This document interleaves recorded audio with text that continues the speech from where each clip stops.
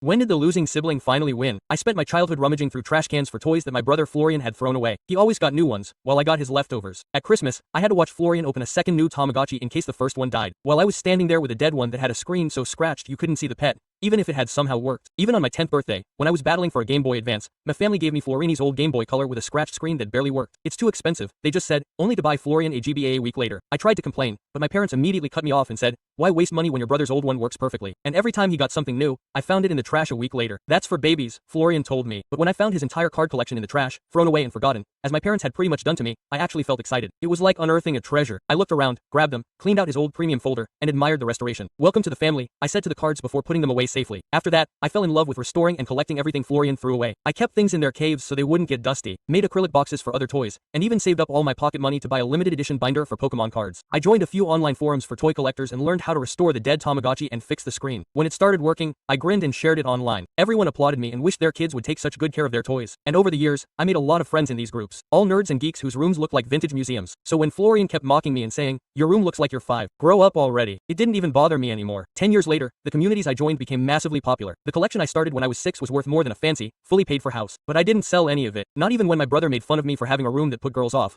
or when my parents shamed me for buying toys at my age. Ironically, my brother Florian had children of his own who were obsessed with Pokemon cards, just like he used to be. They wouldn't touch last month's cards and only wanted the latest packs. Florian constantly complained about how crazy the prices were these days and how black marketeers were buying up everything. 50 euros for a pack and I can't even find any. It's crazy. He ranted about his children. They cried and cried when they didn't get the exact new set they wanted, never really realizing that he was the same way years ago. But last week, the day before his birthday, Florian wrote to me in a panic. Are you home? Emergency. He showed up exhausted with 2 screaming children in tow. Every store is sold out. Every single day this week I've been hunting for these stupid cards.